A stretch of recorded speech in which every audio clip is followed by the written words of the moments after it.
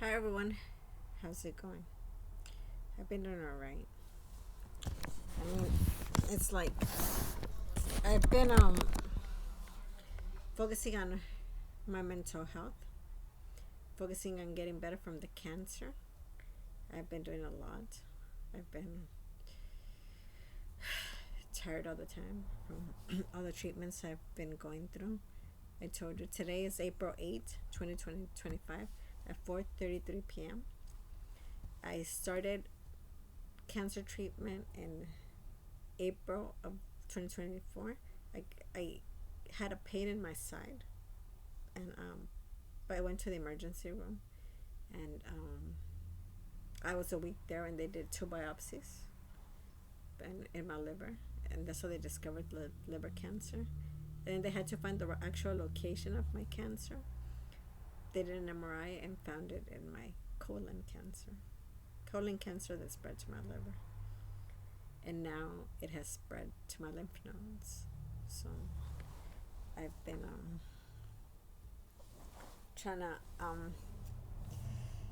get better. I went through a couple months of chemotherapy. I told you guys about it. I went through radiation in the last month. It was like 5 months of chemotherapy. It was like my hair fell off. I only had strands of hair, so my dad cut off my hair in November, December. But like it's growing back now. But if I go through more chemo or more radiation, my hair might fall off again. This is how it goes. Um, I went through radiation, 25 days in radiation, and that was pretty bad. It wasn't bad, but it was painful. My rectum was hurting a lot because I did radiation in my rectum. So that was pretty, it was intense. 25 days of radiation. When I was in chemo, I would do it every 2 weeks. But radiation was 25 days straight.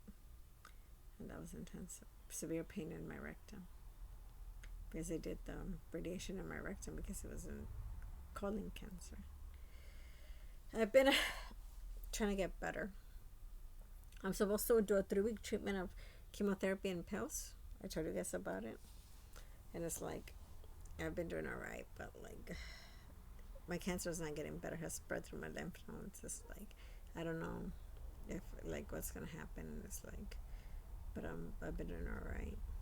I've been focusing on taking care of myself. After a year of not having energy, not being able to do anything, and being in bed all the time, I'm finally able to pass the vacuum, clean my house, and prepare myself meals. So I have more energy now to do things compared to last year, which I wasn't doing anything. But now I've been doing a lot more things here and there. A lot more things here and there.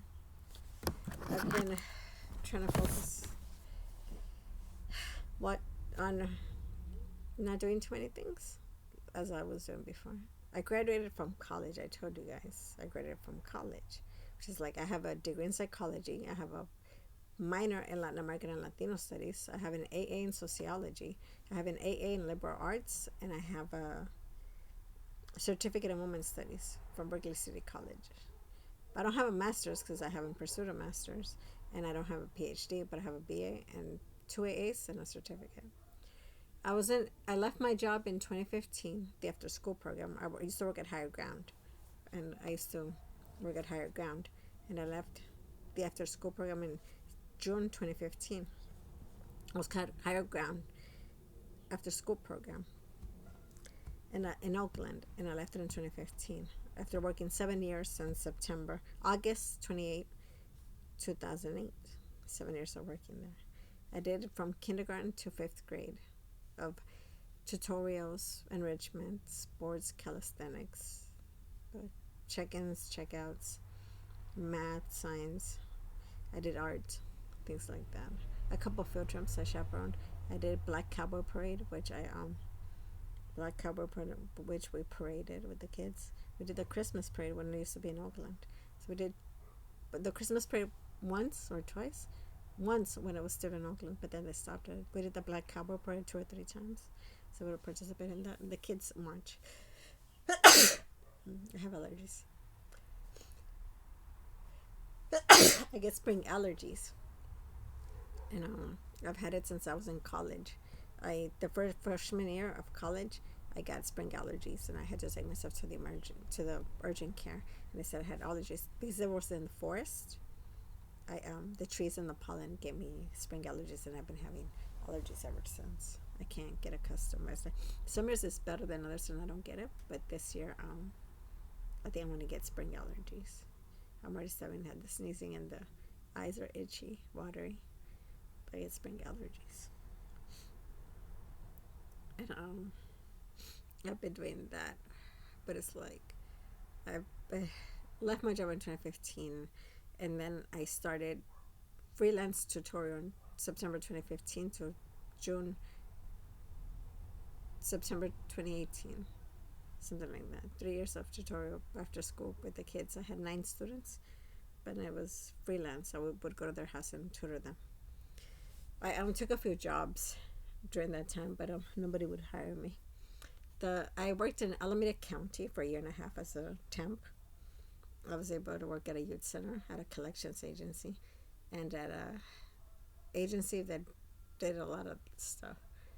Then I worked at a clinic at Davis, a pediatric clinic, for 7 months. It was also a temp job, but then I got cancer last year, so it's been hard trying to get a job. I have 5 degrees. It's like I don't know why it should be that hard to get a job. It's like I even have credentials in like clinic office aide. I just got it in case I wanted to work at a hospital, but it's like I don't even need those because I have a degree. But I did work at a clinic as a clinic office aide, COVID screener. But I worked there 7 months. I mean, it's crazy. But I when I went to Santa Cruz, not many people go to that school. From There are a lot of Bay Area people, but mainly from San Francisco. But in other locations, like in 2001, I was the only one from Casamont to go to UCSC. Um, I'm Salvadoran, so I went that in 2001. I was the only one from my high school. The following year, it was this guy named Jose who was Mexican, and black this guy who was black and Mexican. His name was Rudy. Only the two of them went the following year. Before that, there was like a girl named Socheta who had gone, but she was the only one. But I didn't meet anybody else from Casamont. Really, not many. I met people from others because I didn't meet anybody from Fremont. There was a guy from Skyline who I saw there. A couple people from Oakland High. One guy from Oakland High. A couple people. I don't remember meeting anybody from Fremont. I met a lot of people from San Francisco. A lot of AAPI from San Francisco. Some from Oakland, but I guess probably from downtown. No, I'm stereotyping here. I'm probably generalizing. But I don't know where they were from. But a lot of AAPI from San Francisco. Um, and it's crazy. My freshman year, I had a roommate named Tui, and she was Vietnamese, and she was from Napa. And I mean, we were roommates freshman year. I've had 18 roommates in college. I was there 5.5 years, and I had 18 roommates. I lived in an apartment with 4 other people for 5 years. So 4 times 4, 16, and 1, 17. Something 17 or 18 roommates when I was there. It's crazy. But I've been trying to focus on getting better, on eating healthier, on exercising. I've been doing Zumba to get better. They told me to exercise. When I first got diagnosed with cancer, they told me to go walking, and they told me to do yoga. But I wasn't able to do it because I lack energy. But now I have a whole lot of energy, and I'm able to exercise. I've been doing Zumba, but it's like I probably could do yoga. But I have my port. The scar is just on here. So when I touch my weight goes on it. It's hard to do the yoga because my port where they do the chemotherapy is in my chest.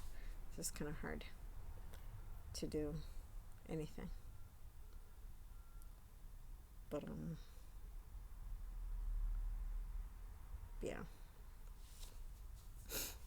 So I've been doing a lot.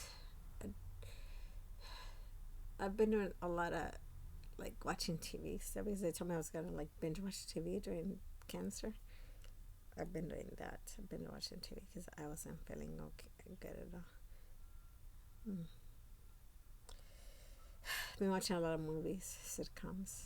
It's like I'm getting tired of it. I'm gonna go back to work. But it's like if I get cancer free, I'm gonna have to go back to work, and hopefully that is good. I've been thinking about how like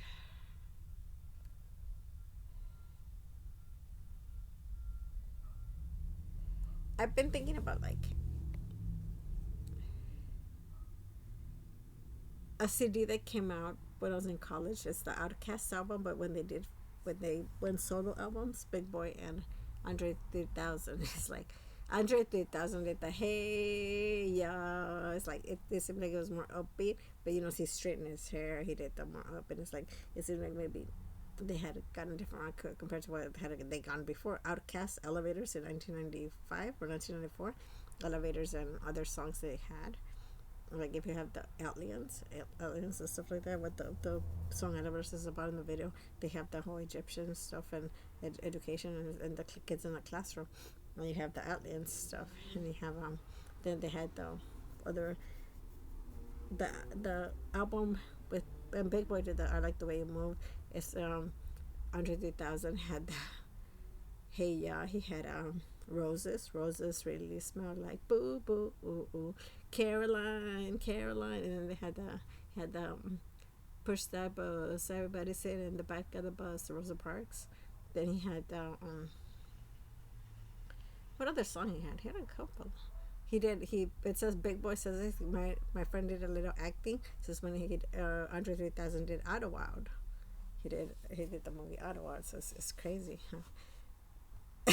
It's like Andre 3000 did the 1950s like kind of upbeat stuff. It's like all that stuff is like they sold out. Not that they sold out, but it's like for him to do an album like that is a little intense because like the 1950s like Motown stuff like that. They're saying they're black entertainers for white people and things like that. But if you really look at the history, not 1950s, 1940s, all that stuff, they were entertainment for white people, and they said about Motown, and it is bad, but like it's the racial themes that were happening during that time, 1950s, 1940s, or the stuff that was happening during that time is crazy. But yeah,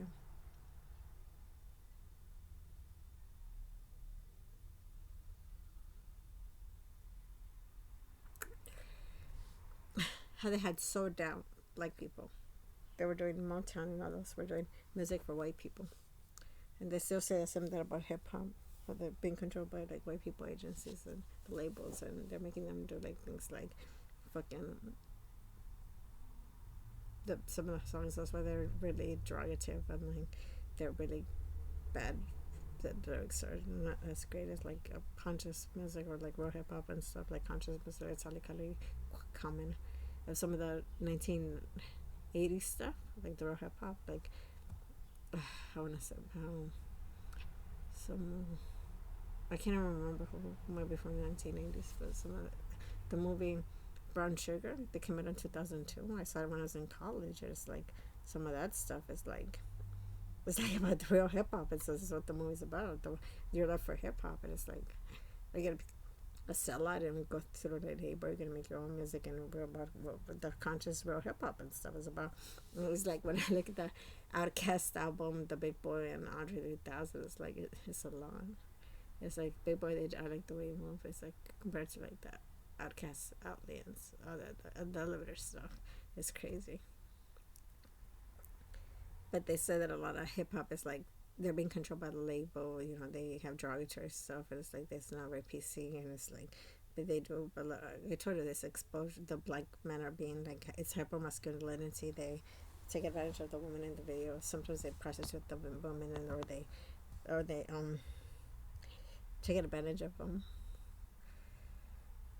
Things like the video vixens, what they call video vixens, but it's still bad. It's like they put a name to these women in the videos and stuff, and it's not that good.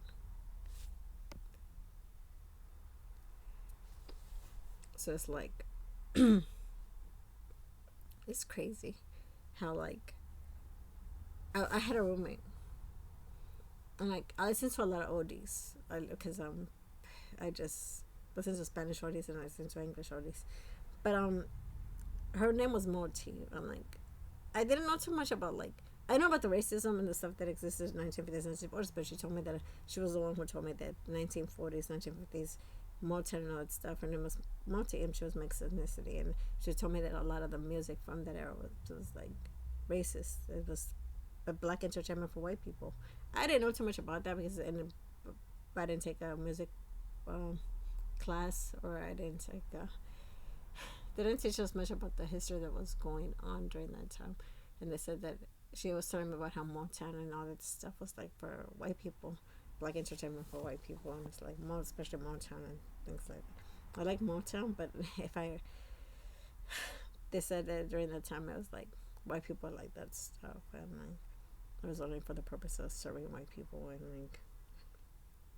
like it's like other agencies too, especially because it's during the times of a lot of racist things. So it's crazy. I that year we watched a lot of TV with Monty. I wouldn't go out anywhere. I wouldn't really go out, and I would watch a lot of TV with Monty, Kathy, and Monty, Kathy, me. Carolyn would be in her room. Charlotte wouldn't be there, and Kathy. But like, it's like I had issues with them, but like we didn't. They asked me to be their roommate again, but I didn't want to because we had issues. But I learned a lot sitting watching TV and analyzing television for a year with them. But I learned a lot. And it's like I had to go to therapy for TV addiction. I had to stop watching TV. So I had to stop watching TV with them because that's all they would do. They wouldn't even leave the house, the apartment, just to go to class. So I started talking with my therapist about TV addiction. I had to stop watching television because I had to go to class and I had to do my homework. My grades were failing because of television watching. It's crazy. And I'm binge watching TV, and it's getting easy to be addicted to television again. I need to start talking to my therapist about how, like, you need to stop watching TV and start getting shit done. Crazy.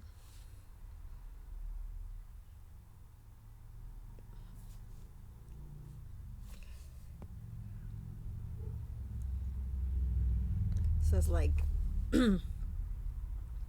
but it's crazy. My friend, I had a best friend since 6 years old. You know, her name is Ana Laura, and she stopped talking to me in February 2020. I don't know why. We were friends since 6 years old to 2020. That was 6 years old was 1990 to 2020. 30 years. We were friendship for 30 years. We were 35 years old. But she stopped talking to me. I don't know why. We started having issues because I realized that she talked to guys in middle school that I had a crush on, and she I didn't know she was their friend, and she never even told me she was their friend, and I started doubting it. I'd be like, why she never told me that she was their friend, and if I had a crush on them. And then I finally told her that the guy she went out with, like, actually tried to talk to me and get at me, but I said no, and I said no, rejected. But she only went out with that guy 2 weeks, and after that she just stopped talking to me, and I'm like, dude, I'm sorry, nothing happened. But it's like, and I got mad at her because it's like, I realized she was friends with guys that I had crushes on, and she never told me that she was friends with them. And it upset me. I was upset because I realized that she didn't want to include me in the fact that I had a crush on them in middle school or high school, in middle school, and I didn't know that she was friends with him, and it upset me. So I told her. But after that, I never talked bad about her. I would defend her, but my friends would all talk bad about her, like, dude, you know what she does and stuff. But like, I started doubting her, but she's been gone since 25 years already.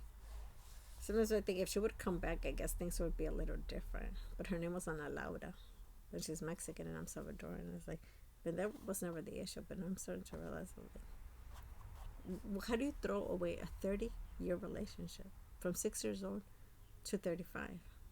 A 30-year relationship, why throw it away? and when I was in college, we kept in touch through the phone because I was in Santa Cruz and she was in Oakland. She was working at Macy's part time, but I was working the whole time. She was working at Macy's and Sears part time, and I was in college and we kept in touch through the phone. And it's like, how to throw away a 30-year relationship over bullshit? It's crazy. Over bullshit.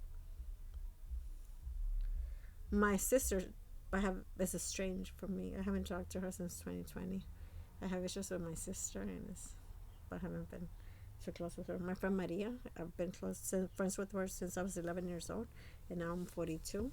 We were friends 32 years, and now she's moving somewhere else to like Napa area, so she's going away. But I hope to keep in touch with her through the phone. But she's bought a house and she has two new kids, and she's doing a lot better.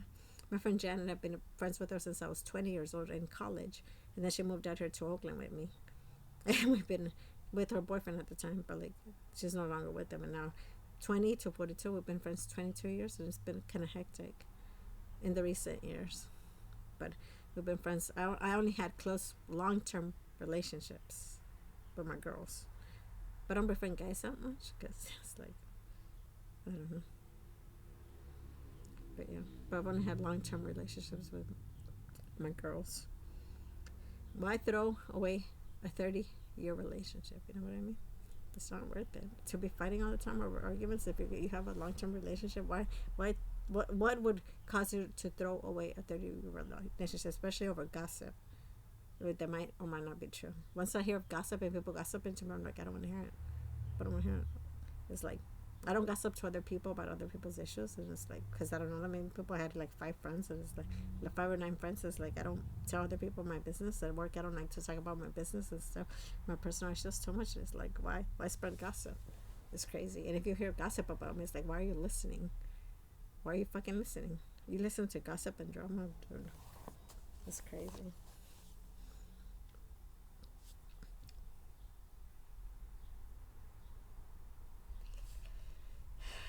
But it's like, it's crazy.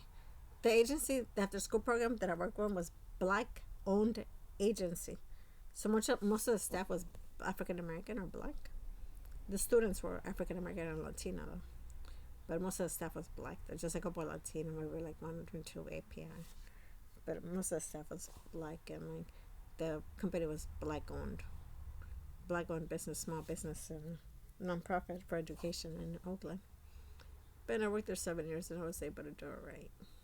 They even promoted me a few times and gave me some awards. So I left amicably. Let's say that. I mean, they didn't screw me over or anything, right? After 7 years of working there, being the token Latina Salvadoran. There were Mexican people, but I was the only Salvadoran, being the token Salvadoran there. But it's like, it's it's crazy how things end up, and it's like, I've been I'm planning on finishing my book Crying in the Bathroom by Jessica Sanchez. I think that's her name.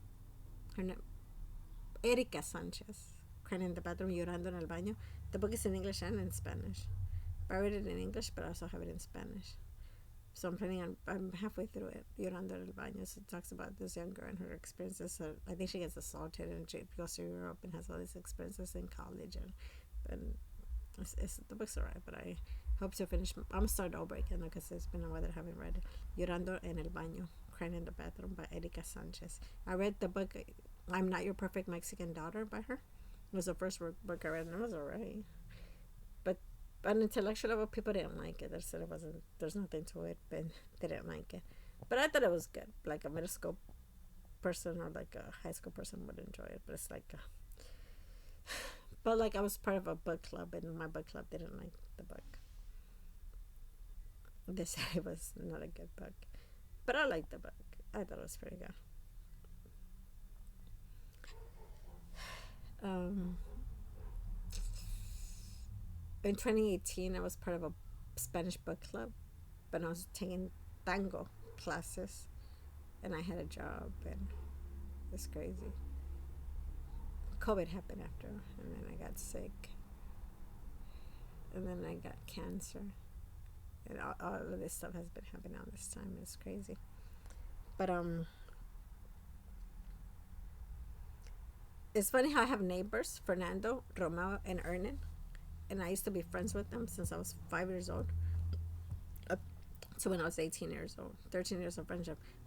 I mean, 22 years. But when I turned 22 years old, but I really um, withdrew from the relationship, and now all we say is bye and hi and have a few conversations here and there, but we don't really talk that much. It's crazy.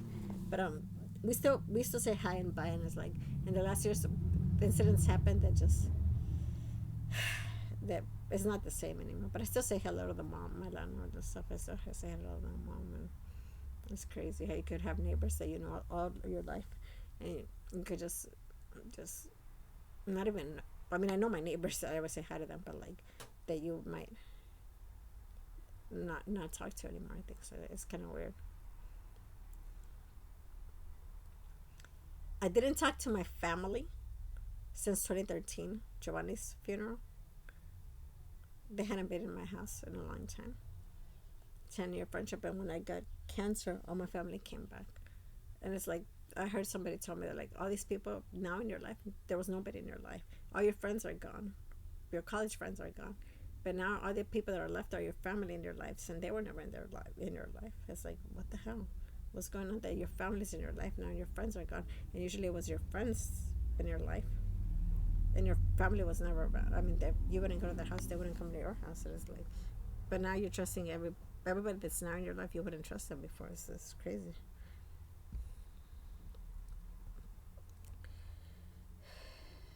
But it's crazy how my family has been helping me out. They've been bringing me food.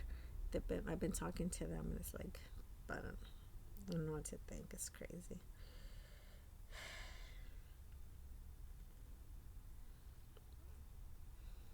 I had been talking to this guy about a year or two ago on Facebook, but we knew each other since we were 6 years old. So we started zooming on Facebook, and we were talking. So he was calling me, and we would video conference. But we were supposed to go on a date because we were talking. We were talking for a couple of months, so we were supposed to go on a date, but it never happened. And then he finally told me I can't do this anymore because since 6 years old he told me you were always the one. It's always been you. It's about like, but I like to make better, and if you can't handle that, then I need to block you from Facebook because I can't handle it if it's gonna be if you were the one and like you're not gonna give me anything, and it's like you're not gonna make it happen, and it's like so I need to block you from Facebook if you're gonna reject me. And I'm like, oh, so he rejected me and blocked me from Facebook because I didn't feel the same. And I'm like, I've known him since I was 6 years old, and it's like I've known him in high school and middle school. It's like I never knew he liked me or whatever. But then he had other girlfriends, and like it was never weird or anything. His friend actually asked me out, but his friend was the one who asked me out, so it was weird. I didn't think it was him too. He's like, you're the one. Keep it 100 with me. Let me know if you like me. If you don't like me, I'm gonna have to block you. And that's what happened. He ended up blocking me from Facebook. But we were video conferencing and speaking through Facebook on Zoom. We didn't go on that date, but like it's not like I didn't have a relationship with him since I was 6 years old, because his family knew my family, and we'd see each other at family parties all the time. But it's crazy. It's just, and we would talk about hip hop, and we would talk about all this stuff that had happened about his work and my work, and we would talk about all this stuff, and it's crazy. But nothing really happened because we didn't go on that date. But we were talking a few months, and that's been the last relationship I've been on. But he wasn't my boyfriend. We were just talking through Facebook, through video conferencing. But it's crazy. Anyway, so I'll let you guys go. But talked enough. Just wanted to vent on this blog, video blog I'm doing. Journal detailing my cancer, how I'm doing. Next time I'll pick a topic and choose a topic that I'll discuss more. But just been doing this because when I have, but I don't know. I'm not looking for support, and I mean, if I could get followers, but like it's like just feel like talking about the things I know. But if anything is helpful to somebody else who obeys it, then so be it. But anyways, I'll talk to you guys later. Bye.